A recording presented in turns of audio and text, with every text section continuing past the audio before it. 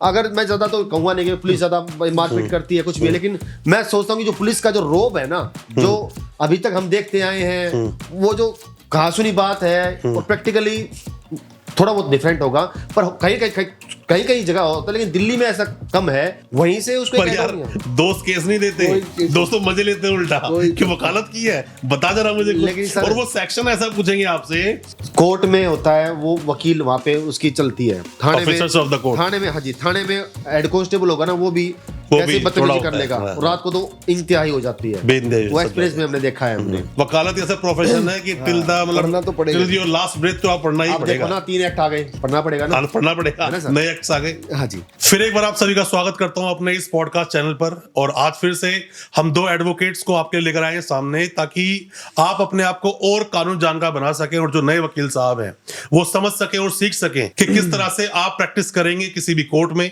और क्या प्रॉब्लम्स आपको फेस करनी होती है या क्या प्रॉब्लम्स को आप फेस करते हो, और साथ ही अपने कॉन्फिडेंस को और कैसे आप बिल्डअप कर पाएंगे। और आज पॉडकास्ट में हमारे साथ हैं एडवोकेट राहुल भारद्वाज और एडवोकेट कार्तिक शर्मा जी। दोनों ही प्रैक्टिस करते हैं दिल्ली में। और अभी राहुल जी कुछ बताइए अपने बारे में। सर बेसिकली मैं हरियाणा से हूँ और महेंद्रगढ़ हमारा डिस्ट्रिक्ट है। मैं 2006 में मैंने 10th की थी। उस टाइम मैंने 11th 12th में कॉमर्स ली, तो उस टाइम हमारा एजुकेशन का जो लेवल था वो गाइडेंस की कमी थी। इतना ज़्यादा हमें नहीं पता था कि हमें फ्यूचर में करना क्या है क्या नहीं करना। तो कॉमर्स ले ली तो सोचा कि CA करेंगे। उसके बाद में फिर हमने BBA कर लिया। मैंने BBA स्टार्ट कर दिया वहीं लोकल कॉलेज से। तो वहाँ सोचा कि फिर BBA करके MBA करेंगे। तो बेसिकली MBA किया, तो फिर MBA करते करते सोचा कि अब तैयारी IAS की प्रिपरेशन कर लेते हैं, उधर चले गए। फिर IAS तो में आपने IAS की कोचिंग आपने ली है? हाँ, मैंने IAS की कोचिंग आपने प्री या प्रीलिम्स आपने किया क्या? मैं प्रीलिम्स मेरा नहीं हो पाया था। इसी वजह से मैं वही बताना चाह रहा हूँ कि जो मैंने IAS प्रिपरेशन की, फिर मैंने लास्ट में लॉ चूज किया। तो बेसिकली मैं कहना ये चाहता हूँ कि लाइफ में ना अब मेरी जो जर्नी है वो मेरी जैसी जर्नी कई लोगों की होगी, कई स्टूडेंट्स की होगी जिनकी जर्नी लास्ट में लॉ को उन्होंने चूज किया। आपके घर में कोई पहले कोई वकील साहब नहीं है? मैं फर्स्ट जनरेशन लॉयर हूँ। तो प्रॉब्लम बहुत फेस की होगी आपने? मैंने बहुत फेस की है सर। तो मैं वही कहना चाह रहा हूँ कि एक गाइडेंस की कमी ना होने के कारण हमने एक डिफरेंट फील्ड चूज करते करते करते करते लॉ तक पहुंचे हैं। तो ये जो ये फील्ड होता है एक फर्स्ट जनरेशन लॉयर के लिए, जो जिगजैग वे में आता है ना, वो बहुत डिफिकल्ट हो जाता है। क्योंकि कारण उसका ये है सर कि पर्टिकुलर डायरेक्शन नहीं होती, डायरेक्शन नहीं होती। कारण उसका ये है सर, 12th में अगर देखी जाए तो 12th में कैरियर बन जाता है बच्चों का। कैसे भाई, NDA करना है तो NDA में चले जाएगा, बच्चा सिलेक्ट हो जाएगा। आपका मेडिकल करना है तो मेडिकल में सिलेक्ट हो जाएगा, इंजीनियरिंग में चला जाएगा। तो कहीं ना कहीं एक शॉर्ट उसको ये हो जाएगा, घर वाले भी सेटिस्फाइड हो जाएंगे, सोशली भी सेटिस्फाइड हो जाएगा कि हाँ भाई ये बच्चा है, ये कुछ कर लेगा। और जिन्हें लॉ ही करनी होती है वो 12th के बाद भी लॉ कर सकते हैं, वो कर सकते हैं। लेकिन सर मैं कहना चाहता हूं कि अगर गाइडेंस प्रॉपर है तो वो डायरेक्टली कर लेगा। मैं कह रहा हूं कि जिन बच्चों के पास गाइडेंस नहीं है, मैं हमारे जो स्पेक्टेटर्स हैं वो ऐसे भी हैं जो डायरेक्टली नहीं आए हैं। डायरेक्टली अब तो मैं दूसरी फील्ड पे आ रहा हूं कि जैसे जो डायरेक्टली नहीं आए हैं, जिनको बाद में चूज करना पड़ा। कई मेरे जानकार लॉयर्स ऐसे भी हैं जिन्होंने पहले अलग अलग फील्ड्स में रहे, लास्ट में उन्होंने लॉ चूज किया। तो मैं ये कहना चाहता हूं कि वो जो फील्ड होता है ना सर, लॉ प्रोफेशन के बारे में क्या बोलना चाहते हैं? कैसा प्रोफेशन है ये? सर लॉ प्रोफेशन बहुत बेहतरीन है, इसलिए तो हम लास्ट में इस प्रोफेशन में आए पहुंचे हैं। क्योंकि सर जो मैं फिर उसी पॉइंट पे आ रहा हूं मैं कि जो जिगजैग वाला जो रास्ता है ना, वहां से हटके अगर हम प्रीफरेबली अगर हम लॉ में जाते हैं तो 12th के बाद बच्चा सीधा क्लैट करेगा। 5 साल की लॉ होती है, उसमें बच्चा अगर ढंग से अगर क्लैट की तैयारी कर लेता है तो अच्छे LLU में उसका एडमिशन हो जाएगा। और उसके लिए उस लॉ से बहुत बेस्ट कोई करियर अच्छा नहीं हो सकता, क्योंकि उसमें उसकी डिग्निटी है, उसमें उसके पास एक फ्यूचर स्कोप है, उसमें उसके पास एक फ्रीडम है काम करने का, उसमें उसके पास अच्छे पैकेज है, उसमें उसके पास अच्छी कंपनियां हैं, उस पर बहुत कैंपस प्लेसमेंट है, जो कि 12th के बाद बहुत कम ऐसे स्कोप है जहाँ पे होती है। तो सर मैं ये कहूँगा कि अगर बच्चा क्लैट के थ्रू डायरेक्टली जाता है तो उसके लिए बहुत बेनिफिशियल है। अगर वो जिगजैग वे से जाता है तो प्रॉब्लम्स आती हैं। सर कार्तिक जी आप बताइए कुछ अपने बारे में। मैं बेसिकली हरियाणा से बिलोंग करता हूँ, बट दिल्ली में बॉर्न हुआ हूँ। स्कूलिंग मेरी लांसर्स कॉन्वेंट स्कूल से हुई है, रोहिणी थे, और कॉमर्स मेरी स्ट्रीम थी। उसके बाद बिजनेस किया, बिजनेस प्रोफेशन में आए थे। बट बिजनेस प्रोफेशन में आए तो वहाँ पे कुछ चैलेंजेस ऐसे मिले, कुछ फ्रॉड हुआ, कुछ हमसे गलतियाँ हुई, कुछ दूसरे ने हमसे ज़्यादा गलतियाँ। हम पे करी, तो उससे क्या हुआ, हमें पता लगना चाहिए हर बंदे को कि अपने राइट्स क्या हैं और क्या क्या अपने अपने लॉ क्या कहता है और अपने अपने राइट्स क्या हैं। आप वकील बनना शुरू से चाहते थे या फिर बाद में मतलब आपने थोड़ा सोचा कि मुझे वकालत करनी शुरू चाहिए? से नहीं चाहते थे, बाद में हमें पता लगा कि अपने हर बंदे को अपने अपने राइट्स के बारे में और अपने जो कंट्री का लॉ है उसके बारे में आपको पता होना चाहिए, जागरूक होना चाहिए। हर बंदा उसको पता होना चाहिए कि उसके राइट्स क्या है, उसकी रेमेडीज क्या है, कोई उसके साथ गलत करे तो उसे क्या करना चाहिए, क्या नहीं करना चाहिए। तो फिर मैंने सोचा कि as a law profession after 3 years of my 12th मैंने लॉ प्रोफेशन चूज किया। फिर मैंने लॉ करी आईपी यूनिवर्सिटी से, आईपी से, इंद्रप्रस्थ से। Indraprastha university Dwarka main campus. And तो 5 साल की बी जैसे आपकी फैमिली में पहले कोई एडवोकेट था? कोई एडवोकेट नहीं है। तो आपने कोई प्रॉब्लम फेस की? मतलब एडवोकेसी में लोग बोलते हैं कि एडवोकेट बनने के लिए पहले बड़ा ही लंबा एक हार्ड सफर तय करना पड़ता है, उसके बाद जाए कोई वकील बनता है। अपने बारे में कुछ बताइए, उस सफर के बारे में थोड़ा बताइए। सर प्रोफेशन कोई भी हो, आपको शुरू में स्ट्रगल हर प्रोफेशन में करनी ही पड़ेगी अगर आपको आगे मजबूती चाहिए तो।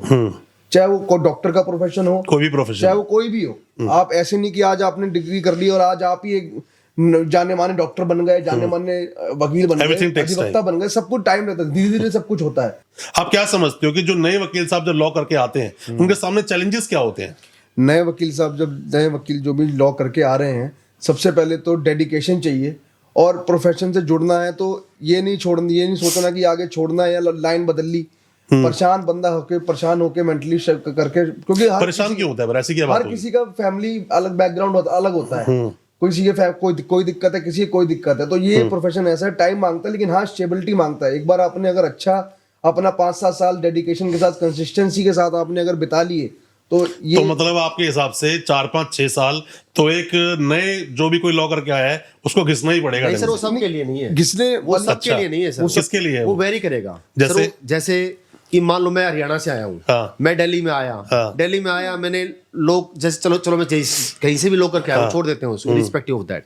अब हुआ क्या कि मैं फ्रेश कोर्ट में आ रहा हूँ, ठीक है, फ्रेशली अभी आए हो मतलब। हाँ, तो अब मेरे पास कोई क्लाइंट नहीं होगा। तो क्लाइंट नहीं होगा पहली बात तो, और वो एक्सपेक्टेड भी नहीं है, क्लाइंट नहीं भी होगा तो एकदम से कोई अपना केस एकदम से केस नहीं आता। तो सर मान लो हमने क्या किया कि कंपैरेटिवली स्टडी बताता हूँ आपको मैं, कि मैं हरियाणा से आया हूँ, मैंने किसी लॉयर के साथ काम करना स्टार्ट कर दिया। मैंने 2-3-4 साल काम किया, 5 साल काम तो किया। इजीली क्या कोई भी जब आप बीच में किसी के साथ में काम कर रहे हो तो वो ठीक से सिखाते हैं आपको? सर देखो, सिखाता कोई ज्यादा नहीं है, कोई ज्यादा ये डिपेंड करता है सर। कोई किसी को नहीं सिखाता है, दुनिया में खुद ही सीखना पड़ता है। माँ भी पैदा करती है बच्चों को, बच्चों को खुद थोड़े दिन बाद खुद ही खाना पड़ता है। जो पढ़ के आ रहे हो, मतलब आप जो वकालत पढ़कर आए, जिस भी यूनिवर्सिटी से कॉलेज से आपने पढ़ाई की, पढ़ने के बाद किताबों में जो पढ़ा, क्या एग्जैक्ट कोर्ट में चल रहा होता है? क्योंकि मेरा एक पर्सनल एक्सपीरियंस अलग है, मैं अपने एक्सपीरियंस की बात नहीं कर रहा हूं, मैं चाहता हूं लोगों से जानना कि उनका एक्सपीरियंस क्या है। तो आप क्या बोलते हो उस एक्सपीरियंस के बारे में? सर देखो, बुक्स में जो लिखा होता है और प्रैक्टिकली जो एग्जीक्यूट होता है उसमें दिनों रात का अंतर होता है। ठीक है। जैसे फॉर एग्जांपल अगर हम देखेंगे तो काफी स्पेक्टेटर्स होते हैं जो नॉर्मली देखते हैं यूट्यूब पे या मूवी में, कहीं देख लेंगे कि जी पुलिस के पास हम जाएंगे, एफआईआर कर लेंगे। ऐसा होता नहीं है, ऐसा होता है, चक्कर काटने पड़ते हैं। ऐसा होता है सर कि वो सोचेंगे, और अगर मान लो कोई लेमैन है तो जाएगा थाने में, कहेगा भाई मेरी एफआईआर कर दे जाके सीधा। अभी फिल्मों की आपने बात की तो मैं एक बात और बोलना चाहता हूँ। फिल्मों में जैसे कि लटका के बड़ा उल्टा सीधे तरीके से मारते हैं, बहुत बुरी तरह से मारते हैं, हालांकि वो सिर्फ पिक्चर है तो दिखाया जा रहा है। रियलिटी भी कहीं कहीं होता है कि पुलिस की बर्बरता होती है। इस पर आप क्या बोलोगे? सर देखो, वो जो मूवीज में होता है, फिल्मों में होता है, वो तो एक एग्जीगरेशन होता है बिल्कुल। पर रियलिटी बात करें ना तो अब अगर अब कहीं ना कहीं ये सच्चाई भी है, पर इतना लेवल नहीं होता, इतना नहीं क्योंकि जब तक अगर आप खाली पूछताछ करेंगे तो कोई भी इंसान है वो लेके भी चला जाएगा। तो फिर इसीलिए कस्टडी में जब जाता है इंसान तो 50% तो वहीं पे ही उसका एक माइंड क्लियर हो जाता है कि मैं पुलिस के पास जा रहा हूँ, मुझे क्लियर कट बोलना पड़ेगा, मैं ज्यादा उसको गुमराह नहीं कर सकता। और 50% ये होता है कि अगर मैं ज्यादा तो कहूंगा नहीं कि पुलिस ज्यादा मारपीट करती है कुछ भी, लेकिन मैं सोचता हूँ कि जो पुलिस का जो रोब है ना, जो अभी तक हम देखते आए हैं, वो जो कहासुनी बात है और प्रैक्टिकली थोड़ा बहुत डिफरेंट होगा, पर कहीं जगह होता है। लेकिन दिल्ली में ऐसा कम है कि यहाँ पे मार पिटाई है, ऐसा 3rd डिग्री ऐसा कुछ नहीं होता है यहाँ पे। कार्तिक भाई, तुम्हारा पहला जो एक्सपीरियंस रहा हो कोर्ट का, उसके बारे में थोड़ा बताओ जरा। सर मैं एक्चुअली केस में गया था और बेल मैटर में, जैसे शुरू में जब बंदा जाता है सीखने तो पहले सारे मैटर्स को देखे सीखे जब तक देखेगा नहीं क्या हो रहा है, क्या कैसे आर्गुमेंट समझेगा हो ही रही है, नहीं। कैसे आर्गुमेंट हो रही है, आप किस बेल पे क्या बोल रहा है बंदा, कैसे क्या बोल रहा है क्या नहीं बोल रहा, वो हर चीज नोटिस करनी है, फिर उसको पढ़ना पड़ता है, उसकी स्टडी करनी पड़ती है, उसके बाद ही आपको पता लगता है। तो सबसे पहले दिक्कत ये आती, ये हमने ये फेस किया कि जैसे बहुत एडवोकेट्स होते हैं रट्टा मार के जैसे आ रहे हैं, वो जज साहब की सुन ही नहीं रहे हैं, क्या जज साहब क्या पूछ रहे हैं, जज साहब क्या मैटर है क्या मैटर नहीं है, क्या चाह रहे हैं, एक बार जज साहब की सुनोगे क्या क्वेश्चन है क्या क्वेश्चन नहीं, उसके बाद आपको जवाब देना, आके सीधा रट्टा रोटे की तरह बोलने लग जाओ तो वो जैसा मैं कल आपको बता रहा था ना, जो मैं लास्ट टाइम जो मैंने पॉडकास्ट किया था, बताया था आपको, एक तोता एक पूरे भगवत गीता को ढंग से पढ़ के मतलब रट्टा तो मार सकता है पर उसका सार नहीं बता सकता, ये हकीकत है। और जब कोर्ट में खड़े होते हैं तो वहां पर जज साहब पूछते कुछ है, कई बार वकील बोल कुछ और रहते हैं, क्योंकि वो उस ट्रैक तक पहुंच ही नहीं पाते। आप कोई अपना एक्सपीरियंस बताओ, जो पहली बार जब आप कोर्ट गए या अपने सीनियर के साथ गए, खुद गए, कैसा रहा वो एक्सपीरियंस? सर पहली बार का तो एक्सपीरियंस खैर ज़्यादा याद नहीं है मेरे को, पर ये है कि जो कोर्ट में अगर जो मैं कहना चाहूँ तो कोर्ट का जो एक्सपीरियंस सर वो ये होता है कि जो एक लॉयर होता है ना, लॉयर हो या जज हो या जस्टिस रिलेटेड कोई भी इंसान हो, डॉक्टर ही क्यों ना हो, जब तक उस इंसान में एक एम्पैथी और सिंपैथी नहीं है ना, तब तक वो इंटरनली ना तो वो ऐसी बहस कर पाता ना कोई आर्गुमेंट कर पाता, जब तक उसके इंटरनली वो चीज़ उसको महसूस करे। बिल्कुल। उदाहरण के लिए सर मान लो कोई इंसान 2-2.5 साल जेल में रह के आया है, तो उसके साथ मे भी उसने सही गलत किया है सही किया है, वो बात की वो बात अलग की बात है, वो बात की बात है। पर हमें कल एक एज एन एडवोकेट हमें ये सोचना चाहिए, एक माइंड में ये कंसेप्ट होना चाहिए कि हम अगर इसने गलत किया है तो वो ट्रायल के बाद आएगा, ट्रायल के बाद अभी फिलहाल तो वो ऐसा क्लियर नहीं है कि भाई An मुझे गलत accused is किया है innocent until proven guilty. until proven guilty। तो हमारा जो मेन, मैं तो एक गुजारिश भी यही है मेरी, जैसे कुछ कानून ऐसे जैसे पोक्सो हो गया, पॉक्सो एनडीपीएस भी ऐसे ही है, एनडीपीएस हो गया, पीएमएलए आजकल PMLA ऐसे ही है। ऐसे आ रहे, तो सर मैं तो खाली यही गुजारिश करूंगा कि ना स्टार्टिंग में प्राइम पे कोई केस नहीं है, मान लो कंक्लूसिव प्रूफ, जैसे पोक्सो में जो हो रहा है आजकल जो महसूस कर रहे हैं, उल्टा है sir, accused is guilty until नहीं उस पर तो अगर हम डिटेल में वीडियो पर नहीं जाएंगे, कि उसके लिए अलग से वीडियो बनाएंगे, सिर्फ स्पेसिफिकली पॉक्सो बात करेंगे, अलग से एनडीपीएस से बात करेंगे। मैं शॉर्ट में खाली ये कहना चाह रहा हूँ कि एक एडवोकेट को सिंपैथी के साथ काम करना चाहिए, एक एडवोकेट को मतलब क्लाइंट को समझना चाहिए कि समझना क्लाइंट क्या बोलना चाहता है, क्या वो फेस कर रहा है, क्या प्रॉब्लम उसके साथ हो रही है, ये एक एडवोकेट को समझना वो चाहिए। चीज आप जज साहब को एक्सप्लेन कर पा रहे हो नहीं कर पा रहे कर पा रहे हो कि नहीं कर पा रहे और हो। सेकंडली important ये matter करता है। एडवोकेट को ना क्लाइंट की सुननी जरूर चाहिए, क्योंकि कई बार क्या होता है कि हमने महसूस किया है कि ना एडवोकेट साहब को सुनते नहीं, वो सोचते हैं मैं सुपीरियर हूँ। हाँ कि हमें पता है, वो सोचते हैं कि भाई मुझे लो पता है, इसने मुझे ब्रीफ कर दिया, दैट्स ऑल। Yes. पर एक अच्छा एडवोकेट में सर एक डिफरेंस ये होता है कि वो ना वो उसको जो क्लाइंट है उसको उसकी बारीकियां उस केस की ज्यादा पता होता है सर। बिल्कुल। तो उनको अगर वो वकील साहब नोट करेगा और जज साहब के सामने प्रेजेंट करेगा, और कहीं ना कहीं अगर वो भी जो आपके साथ क्लाइंट है जो अक्यूज्ड है, पर नए वकील को तो इतना कुछ पता ही नहीं होता। नया वकील कोई जो थोड़ा जो अपनी पढ़ाई कर वो आया है, उसे केस मिल गया, तो केस की जो अटेंडेंस मार्क करवानी है जाके कोर्ट में, उसको वो वही ठीक से नहीं करा पाता, तो उसको उसके लिए क्या करना चाहिए सर? मतलब एक नया, मान लीजिए कोई भी एक नया एक वकील है, अभी उन्होंने कंप्लीट की अपनी वकालत और पहला केस है, और सीधा बोल दिया उसके सीनियर ने बोल दिया जाओ और एडजर्न ले लो, तो ये एडजर्नमेंट के लिए भी क्या केस पढ़ के जाना जरूरी है? बिल्कुल जाना चाहिए सर। मैं तो अगर कोई भी एस्पिरेंट एडवोकेट से अगर इनको देख रहा है या वो पहली बार जाने की कोशिश कर रहा है, तो मैं तो जो मेरे साथ हुआ है, मैं खाली आप ये जरूर राय दूंगा कि आप ना एडजर्नमेंट के लिए भी जा रहे हो तो आप अपने लिए अपॉर्चुनिटी देखो, आप हाँ, अपॉर्चुनिटी देखो, क्या सीख सकते हो, किसी भी सिचुएशन के लिए तैयार रहो कि जज साहब जो आप कुछ भी पूछ लें तो आपको वहां डल नहीं रहना है। हाँ। आपको पूरी तरह ना पता हो तो ऊपर से आउटलाइन पता हो, कुछ तो पता हो कुछ तो इसके brief बारे कर में। दो। ऐसा नहीं कि बुद्धू तरह खड़े हो गए जाकर वहां पर, पता ही नहीं, आप कुछ पता ही नहीं है, किस फाइल के लिए खड़े हो, किस मैटर के लिए खड़े हो, वो ही नहीं पता आपको।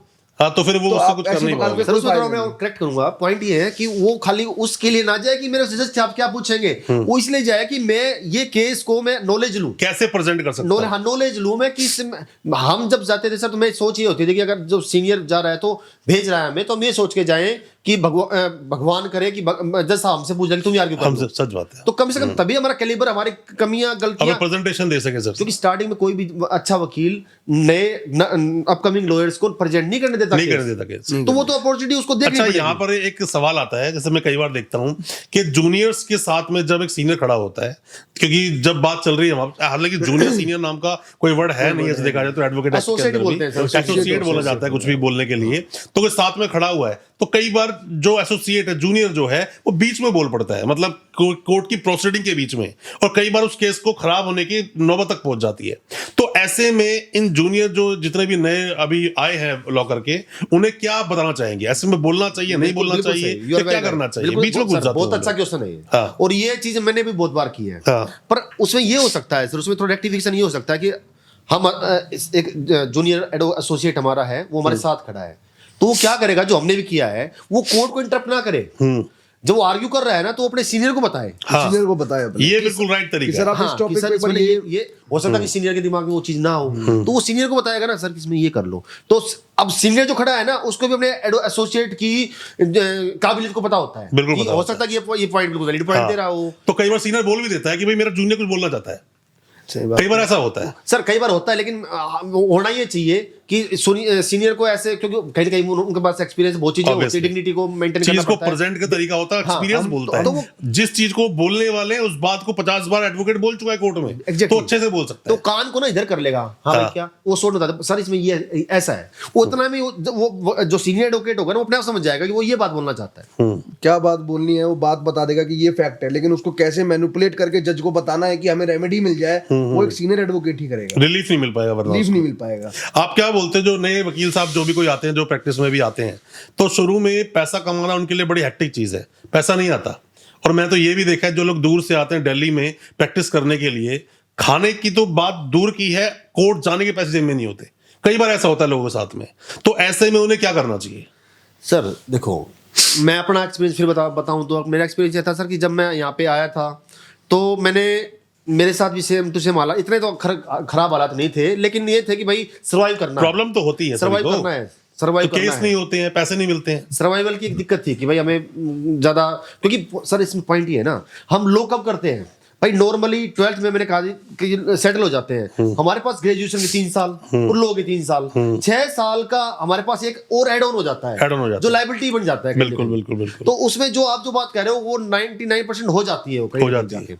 उसमें के लिए क्या करना चाहिए सर कि ना, पार्ट टाइम आप, जैसे मैंने किया, मैंने जैसे लो पढ़ाया मैंने, चलो पार्ट टाइम तो लॉ होती नहीं, पर ट्यूशंस पढ़ाए मैंने। अच्छा ट्यूशन पढ़ाए पार्ट टाइम एक जॉब की अलग से। हाँ, ट्यूशंस पढ़ाए मैंने। एजुकेशन दे सकते हो आप, एजुकेशन नॉलेज। ट्यूशन पढ़ाए मैंने ट्यूशन पढ़ाया। मान लो अब किसी के पास ये अपॉर्चुनिटी है, किसी के पास टाइपिंग कर ले, उसकी टाइपिंग स्पीड भी सुधर जाए, बिल्कुल सुधर किसी जाएगी। कोई ड्राफ्टिंग कर ले, बिल्कुल। तो अगर सर बेसिकली ये होता है कि अगर आपके पास एम्बिशन है ना, आज आप कुछ भी कर सकते हैं। हाँ, गाँव से इतने सारे वकील साहब हैं हमारे, जो गाँव से आए हैं खाली एक सपना लेके। अगर हमारे पास और दिल्ली में आके बहुत अच्छी प्रैक्टिस कर रहे हैं। सपना है ना सर, सपना है तो एम्बिशन अपने आप आ जाएगी। एम्बिशन है तो आप मेहनत अपने आप करोगे, मेहनत है तो कॉन्फिडेंस आपके पास अपना आप आएगा, कॉन्फिडेंस है तो धीरे धीरे आप मेहनत दोस्तों, करके। वकालत में ना मैंने ऐसे बहुत सारे एडवोकेट्स देखे, बहुत सारे लोगों से मिला, पर्सनली बात भी मैंने की, जो कहीं ना या तो कोर्ट कचहरी बीच में फंस कर रह गए, बाद में एडवोकेट बने, या फैमिली में कोई एक लीगल मैटर फंस गया बहुत तगड़ा, तब वो वकील बने, या फिर कई बार मैंने ये भी देखा उनके ऊपर खुद कोई प्रॉब्लम पड़ी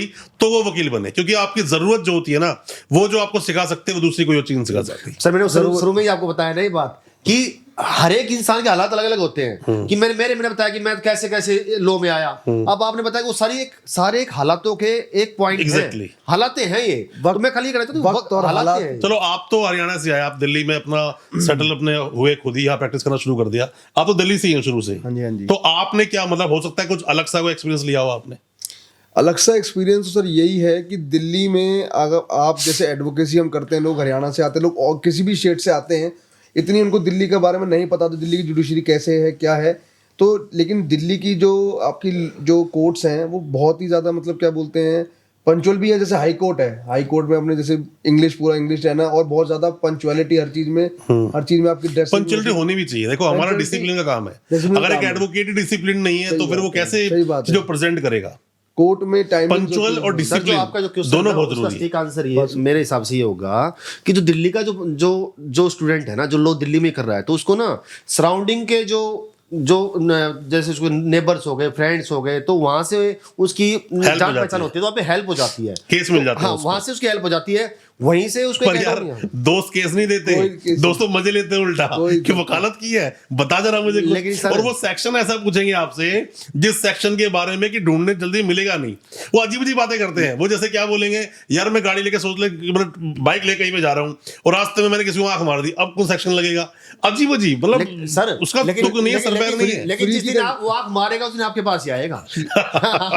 ये भी सच्चाई बात है। आंख मार तो हमारे पास, सच बात है, हमारे पास ही आएगा। फ्री की कंसल्टेशन के लिए ज्यादा रहते हैं। नहीं पर यार फ्री में कोई वकील अपनी सजेशंस भी देता है तो इतनी रातों जाकर वो पढ़ा है, इतनी महंगी महंगी किताबें खरीदी हैं, इतने एफर्ट्स लगाए हैं, सब कोई फ्री में ज्ञान बांटेगा तो अपनी वकालत कब करेगा? लेकिन सर उसमें डिपेंड करता है, जैसे प्रो बोनो मैंने आपको हमने लास्ट टाइम भी डिस्कस किया है। हमने पॉडकास्ट प्रो में बोनो भी सर मेरा मानना ये एज एन एडवोकेट मेरा मानना ये है सर कि ना मैं पर्सनली अगर मानना मैं बोलूँ तो सर मेरे पास एक ऐसा एक्सपीरियंस आया कि एक इंसान आया, वो सिक्के लेके आया, 2-3 हज़ार रुपये थे, ज्यादा नहीं, सिक्के इकट्ठे कर रखे थे उसने, और उसकी बेटी को उनके ससुराल वालों ने उसके पास छोड़ रखा था। उसने कहा बाबूजी हाथ जोड़ते हुए कि जी ये कर दो, ये केस कर दो, सेक्शन 12 का या डिवोर्स का या जो भी केस है डालना है डाल दो, जो आपको करना सकते हो पर पैसे नहीं थे उसके पास। पैसे नहीं थे, जो सिक्के थे वो लेके आ नहीं यार, पर हाँ, मैं तो ये देखा है लगभग सभी वकील कभी ना कभी कोई ना कोई प्रो बोनो केस मैं लेते सर हैं। वही कहना चाह रहा हूँ कि ना आप वहां पे प्रो बोनो करो, क्योंकि वहां पे तो मैंने क्या कहा कि जब तक एक एडवोकेट के पास सिंपैथी और एम्पैथी नहीं है, जो डॉक्टर में, फिर डॉक्टर भी एक ऐसा प्रोफेशन है सर Obviously. जब लोग परेशान हो के आते हैं, जहाँ पे ऐसे आपके हमारे पास जब तजुर्बे में जाते हैं, जब प्रैक्टिकली जाते हैं, तो सर ऐसे लोग जाते हैं जिनके पुलिस से कई बार हो जाता है कि भाई पुलिस भी पूरी रात उसको बंद कर दिया, अब उनको पता ही नहीं कि भाई हमारा घर का एक सदस्य कहाँ है, आ जाते हैं परेशान, ना उनको पता होता है कि कहाँ जाना है। कई बार क्या होता है कि वकीलों को जेब से पैसे देने पड़ जाते हैं। तो आप क्या बोलते हो, कोई भी जो नए वकील साहब है जो अभी जैसे लॉ कंप्लीट करके आते हैं, एडवोकेट बनते हैं वो लोग, तो वो पुलिस स्टेशन भी इजीली चले जाते हैं, मतलब जाना आना उनका कॉमन हो जाता है, छोटी छोटी बातों पुलिस से चले जाते हैं। आपके हिसाब से क्या एक एडवोकेट को हर छोटी बड़ी बातों के लिए पुलिस स्टेशन में जाना चाहिए? जी मेरा तो मानना ये है कि हर छोटी बड़ी बात के लिए पुलिस स्टेशन में नहीं जाना चाहिए, नहीं जाना चाहिए, क्योंकि कई सारे वकीलों ने सेम आंसर दिया। एडवोकेट की जो रिस्पेक्ट जो है कोर्ट एक में dignity है, एक वो reputation है, वो कोर्ट में है। वो कोर्ट में है। आप में कैपेबिलिटी होनी चाहिए, इतनी पावर होनी चाहिए कि आप उस कंसर्न पुलिस वाले को कोर्ट बुला लो, कोर्ट बुला लो, फैक्ट है।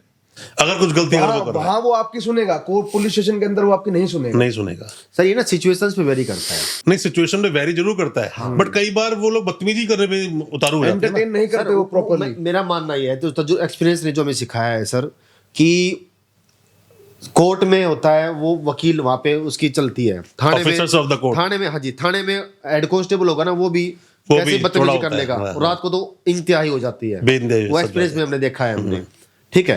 मैंने खुद भी देखा है कई बार। हाँ सर, तो ये प्रैक्टिकली बात है। तो अब होना क्या चाहिए कि एडवोकेट को अपनी डिग्निटी वहां भी मेंटेन करनी चाहिए, कि अगर मान लो खुदा ना कैसे जाना पड़ जाए, क्योंकि होता है कई बार ना, इतनी, मैंने क्या कहा कि हमारे, पर मैं कह रहा हूँ कि एडवोकेट ही क्यों, एक आम इंसान को अपने अधिकारों के बारे में पता है, कानून वो जानता है, फंडामेंटल राइट उसको पता है, तो वो भी तो एडवोकेट ही हुआ। बस एडवोकेट का उसको एक सिंबल नहीं मिला, अदरवाइज वो भी वही है, कानून के जानकार बन गया, और एक वकील भी वही है। तो दोनों में अंतर कहां पे हुआ? क्या एक आम इंसान, क्योंकि अपनी पावर यूज नहीं करनी चाहिए? सर अंतर है, एक तो प्रेजेंटेशन का, एक कॉन्फिडेंस का, बिल्कुल। और तीसरा सर सबसे इंपॉर्टेंट बात ये होती है कि अगर कानून किसी को जानकारी है ना, किसी को कानून की अगर जानकारी है, तो डेफिनेटली मैं ये बात हो सकती है, पॉसिबल है कि वो आम आदमी उस दिन पुलिस वाला उस आम आदमी के साथ गलत व्यवहार कर सकता है, पूरी संभावना है। पर एक बात की पूरी संभावना का है कि अगर उसको जानकारी है ना, तो चाहे वो आम इंसान हो, देखो कानून की जानकारी होनी चाहिए, ये प्रोवाइड सबको होनी चाहिए। तो मैं अपने चैनल के माध्यम से सभी लोगों को बोलता हूं, हर इंसान को, जितने भी मेरे देश के नागरिक है, सबकी बात करता हूं, सबको अपने कानून के बारे में पता होना चाहिए, सबको अपने अधिकार पता होने चाहिए, सभी को पता होना चाहिए कि पुलिस वाला बदतमीजी करे तो सबक आप कैसे उसको सिखा सकते हैं, कैसे कोर्ट बुला सकते हैं। मैं सबक वाले पॉइंट पे भी आ रहा हूं। तो उसमें ये क्या करेगा वो, कि उस दिन उसके साथ जो भी होगा ठीक है। ऐसे बहुत से उदाहरण हैं सर, बहुत से एग्जांपल हैं हमारे पास। पब्लिक सर्वेंट ही तो है, अल्टीमेटली सरकारी नौकरी तो है। तो होता क्या है, जब तक वर्दी है तब तक तो गर्मी होती है। अगर ऐसे जो गलत लोग हैं, रिश्वतखोर लोग हैं, वर्दी गई तो मामले खत्म हो गया। पुलिस पब्लिक की सेवा करने के लिए, न्याय करने के लिए, शांति करने के लिए बने। हाँ, पर यहाँ कुछ और होता है। हाँ, ना कि सर यहाँ कानून की बात चल रही है, मैं फिर उस पॉइंट पे आना चाह रहा हूँ सर। इसमें ये है कि बहुत सी ऐसी गाइडलाइन है कि जहां पे अगर मान लो उस इंसान के साथ उस दिन गलत हो गया थाने में, तो वो थ्रू आरटीआई, उसके पास इतने आरटीआई, आज हमारे पास राइट टू इन्फॉर्मेशन एक ऐसा अधिकार है कि जब सीसीटीवी फुटेज वहां से वो मंगवा सकता है, निकाल सकते हैं। ठीक है। वहां पे अगर उसने मार पिटाई करी है तो उस सेल का और जितने भी पुलिस स्टेशन है सब में कैमरे लगे हैं। सुप्रीम कोर्ट का जजमेंट है, परमवीर सिंह सैनी का जजमेंट है, ये 2020 का है, state of Punjab versus state of तो पंजाब। बिल्कुल क्लियर जजमेंट है। हर पुलिस स्टेशन में कैमरे होंगे, आप आरटीआई लगा के फुटेज लेंगे तो मिलेगी आपको। मैं वही कह रहा हूँ। और जिस दिन वो आम लेकिन आपको आदमी, अगर ये अधिकार पता ही नहीं होगा, हाँ फिर तो आप कुछ नहीं कर सकते ना सर, जिस दिन वो आम आदमी आरटीआई लगा देगा ना, उस दिन पुलिस वालों भी इतने एट्रोसिटी जो है हरेसमेंट है वो नहीं कर पाएंगे। नहीं कर पाएंगे। तो अगर आपको लॉ की जानकारी है, अगर आप कानूनी जानकार हो तो प्रॉब्लम नहीं हो। मैं दोनों से चाहूंगा पूछना, जैसे पहले भी लास्ट पॉडकास्ट में हमने सवाल पूछा था कि दिल्ली की वकालत नोएडा की वकालत से, गाजियाबाद की वकालत से, फरीदाबाद की, गुड़गांव की वकालत से कैसे अलग है? सर इसमें ना दिन और रात का अंतर है। जैसे क्योंकि मैंने नोएडा में भी पेश हुआ हूँ, सूरजपुर कोर्ट में पेश हुआ हूँ, मैं गुड़गांव में भी पेश हुआ हूँ।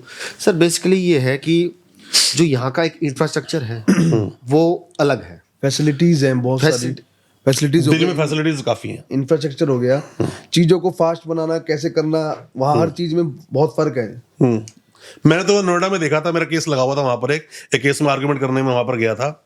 उस एक कोर्ट के 250 केस लगे हुए थे, या 250 के 250 केसेस को एक जज साहब कैसे करेंगे कवर? डेट देंगे ना।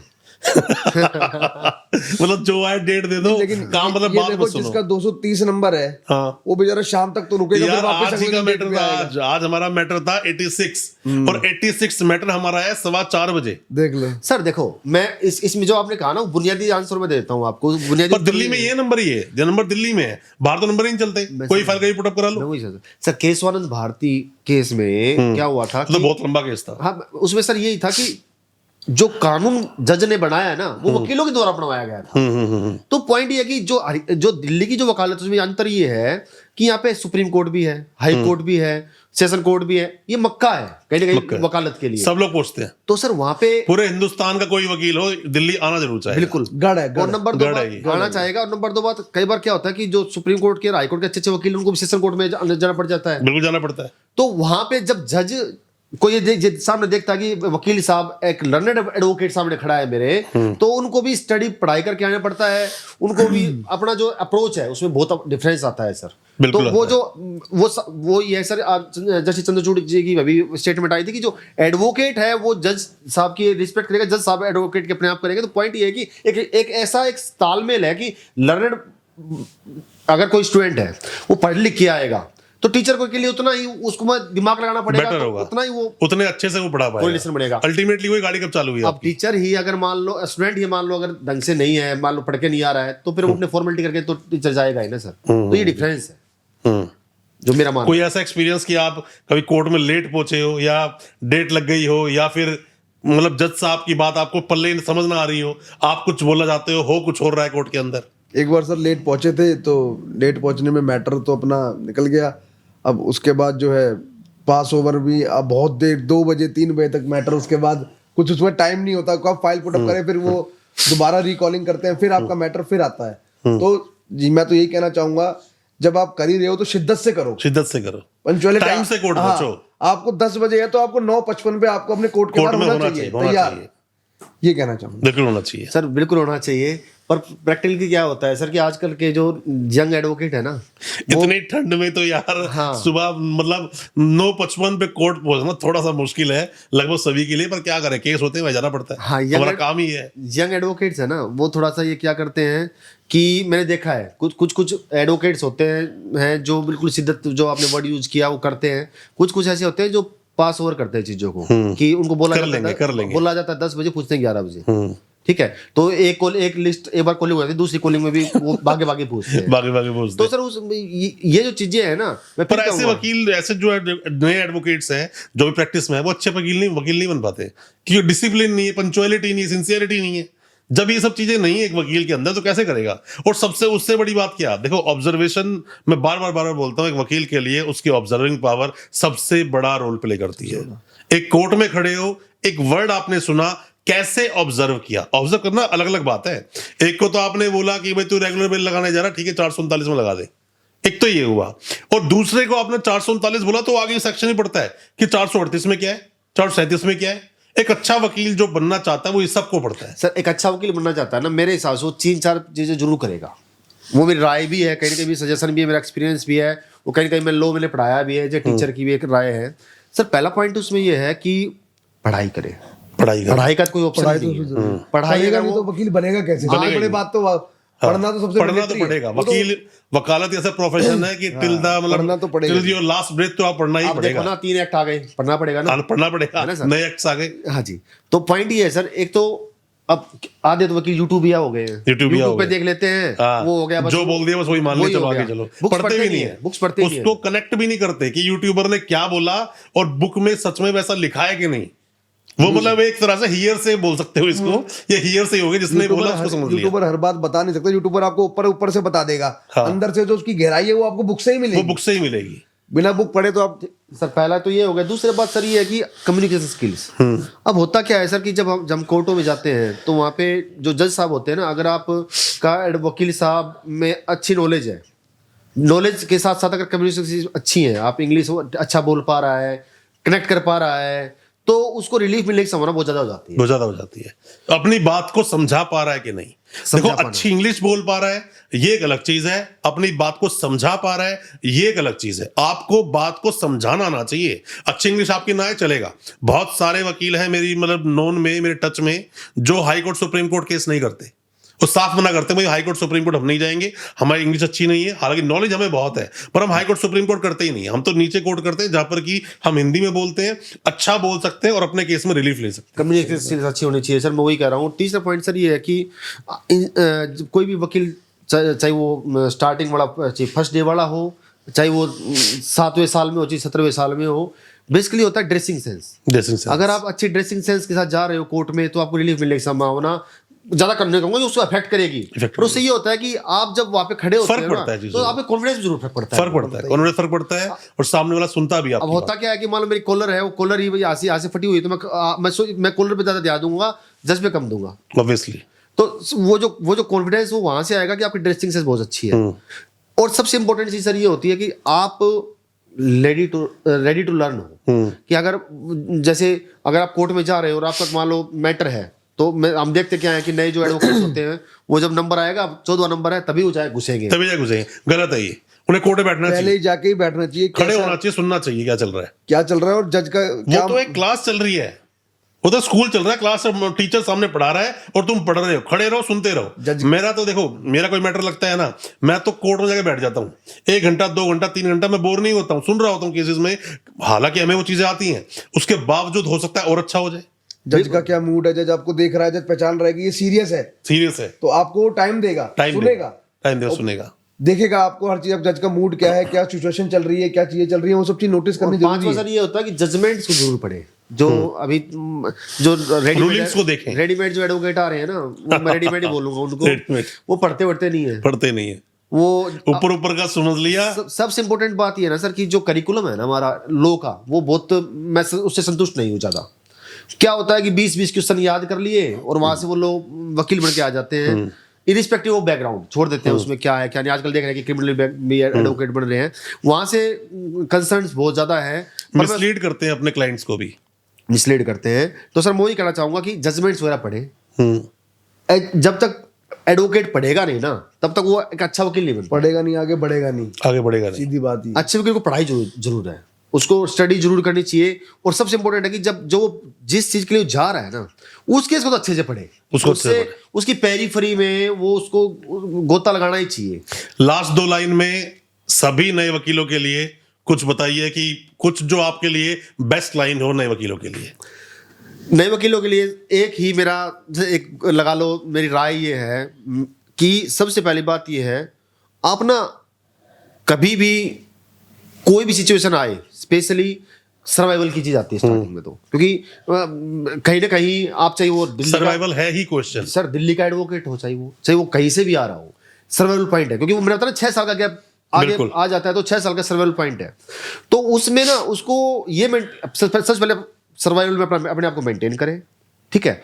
दूसरी बात, अपनी एथिक्स इंटीग्रिटी को के साथ कॉम्प्रोमाइज ना करें, क्योंकि हम काफ़ी चीज़ें देखते हैं कि एडवोकेट में भी हम किसी एडवोकेट के साथ काम कर रहे हैं मान लो, या हमारे पास किसी डायरेक्टली केस आ रहे हैं तो हम उस एडवोकेट के साथ काम कर रहे हैं उसके क्लाइंट को तोड़ने लग जाते हैं। गलत है वो चीज, वो चीज़ प्रैक्टिकली होती है सर। ये तो उस इंटीग्रिटी को मेंटेन करना पड़ेगा उसको। अगर वो इंटीग्रिटी को मेंटेन करेगा तो definitely he will be a person of values. तो मेरा मानना है कि वकील बाद में पहले आप एक अच्छे इंसान बनो। पहले एक वकील को अच्छा लिसनर होना चाहिए, अच्छा लिसनर, अच्छा स्पीकर तो होना ही चाहिए, बट अच्छा लिसनर जरूर होना चाहिए जो सामने वाले की बात को अच्छे सुन सके, क्लाइंट की पूरी बात को सुन सके, क्योंकि घटना उसके साथ घटित हुई है, घटित आपके साथ नहीं हुई है। जितने फैक्ट्स वो आपको बता देगा, आप पढ़ के फैक्ट नहीं निकाल सकते। और तीसरी बात, जज साहब को कहानी भी ना सुनाए, कहानी मत सुनाओ, पॉइंट बताएं, टू द पॉइंट। ये चीज ऐसी है, बस ज्यादा चीजों को आप घुमाओगे ना तो फिर वहां से, क्योंकि खराब हो जाएगी। हाँ, इतना टाइम नहीं होता किसी के पास। जब टू द पॉइंट बताओ जी, ये मेरा लो है, ये मुझे रिलीफ चाहिए और ये मेरी प्रेयर है। कार्तिक भाई बताओ कुछ। 4 वर्ड है सर हाँ, नए वकीलों के लिए: कंसिस्टेंसी, डेडिकेशन, हार्ड वर्क और सबसे इम्पोर्टेंट पेशेंस। पेशेंस, ये चारों अगर आप में आ पेशेंस गई, बहुत जरूरी है। सबसे इम्पोर्टेंट पेशेंस। वकालत में आने के बाद पेशेंस बहुत, हड़बड़ी नहीं है, हड़बड़ी नहीं, हड़बड़ी नहीं। आपको आप अपने आप ही उभर जाओगे, अपने आप ही आप हीरा बन जाओगे। जितना Rome निखारोगे, was not जितना built in a घिसोगे, day। proverb बहुत अच्छी जितना है। घिसोगे उतना ज्यादा बढ़िया निखार आएगा। पेशेंस होना चाहिए। 4 वर्ड हैं ये, 4 मैटर पर चाहते, पर आजकल के वकील करते क्या है कि वो सोचते हैं कि जो सामने हमारा जो सीनियर एडवोकेट है उसके पास अगर 500 फाइलें हैं, 400 फाइलें हैं, 300 फाइलें हैं, तो वो सोचते हैं कि हम भी एक साल में 500 फाइलें बना देंगे। तो इसके लिए क्या होता है कि हाँ, इसके लिए तो होता क्या है कि रॉन्ग टैक्टिक्स होती है ना, उधर भी जाते हैं सर। प्रैक्टिकली ऐसा होता है। तो वहां से क्या होता है, और रॉन्ग टैक्टिक्स बहुत चलती हैं कोर्ट्स में, बहुत चलती हैं। और बहुत बड़ी चीज जो झूठ बोलकर केस ले लेना, उनको पता ही नहीं है उस केस के बारे में। मुझे ये भी देखा है कि पॉक्सो केस लड़ रहे हैं, बर्डन ऑफ प्रूफ किसके ऊपर है उन्हें यही नहीं पता। वही है ना सर, मैं वही कहना चाह रहा हूँ कि जो हमारा एजुकेशन लेवल है ना, वो इतना से सेटिस्फाइड मैं नहीं हूँ। फिर एक और बात और इम्पोर्टेंट है sir, education end of the day अगर हम बात करें ना, तो जो वकील सक्सेसफुल होगा वो डेफिनेटली, अगर उस जो मैंने आपको जो सर ने काबिलियत बताई है ना, और जो सबसे इंपॉर्टेंट बात ये है कि जो पढ़ेगा, पढ़ाई करेगा, मैं और सारी चीजें बाद की बातें, जो पढ़ाई करेगा, अपने ऊपर काम करेगा, अपने लाइफ स्टाइल के ऊपर काम करेगा, अपने स्पॉन्टेनियस माइंड के ऊपर काम करेगा। कि अगर वकील साहब, जज साहब सामने पूछ रहे हैं, एकदम से कोई सवाल पूछ ले तो जवाब मैं देने के लिए काबिल हूं या नहीं, जिस तरह से वो ग्रो करेगा। जिस तरह से एक बिजनेसमैन अपने बिजनेस में पैसा लगाता है, दुकानदार दुकान में माल डालता है, कोई भी इंसान बिजनेस शुरू करने पैसा लगाता है, एक वकील को पैसा अपने ऊपर लगाना चाहिए, अपने प्रेजेंटेशन में लगाना चाहिए, लुक में भी लगाना चाहिए, पढ़ाई में किताबें खरीदो, जितनी अच्छी किताब खरीद सकते हो, और किताबों को पढ़ो। आप किसी के ऑफिस जाते हो, लाइब्रेरी बहुत बड़ी देखते हो, इसका मतलब ये नहीं है सारी किताबें उसने पढ़ ली हैं। हो सकता है बस दिखावे के लिए किताबें हैं, तो किताबें पढ़ने से एजुकेशन पे हम सारा बोझ नहीं डाल सकते। जज भी इसमें से ही निकले हैं, बिल्कुल। चीफ जस्टिस ऑफ इंडिया भी इसमें से ही निकले हैं, बढ़िया एडवोकेट सीनियर जो रहे हैं सब इसमें से ही निकले हैं। बिल्कुल। इंसान के अंदर होता है, उसको क्या करना है। बिल्कुल। एजुकेशन लेवल में किसी चीज में कमियां निकालनी बहुत आसान है। बिल्कुल। उस चीज को कैसे उसके अंदर से हमें कैसे उभर के निकलना है, वो मैटर करता है। एट द एंड पॉडकास्ट को खत्म करते हुए मैं आपसे एक ही बात बोलना चाहूंगा, कोई भी नए वकील साहब हैं, पेशेंस, जो अभी बोला कार्तिक जी ने, पेशेंस बहुत जरूरी है। साथ में ही जो भी कोई सीनियर है उनसे सीखिए, उनकी रिस्पेक्ट कीजिए, जो वो बताते हैं उनको अच्छे समझिए। क्योंकि कई बार जब आप कुछ रिक्वेस्ट करते हो या फिर जिद करते हो ना फादर से, उनको पता ही कर नहीं पाएगा, पर करना पड़ जाता है कई बार, तो आप उस गलती में बहुत कुछ गलत कर बैठोगे। क्योंकि एक डिग्निटी सब कुछ है, आपकी रेप्यूटेशन, एक वकील की रेप्यूटेशन ही सब कुछ है, उसको आपने लॉस कर दिया ना, कुछ बचेगा नहीं आपके पास। तो बेहतर है अच्छे से वकालत करें।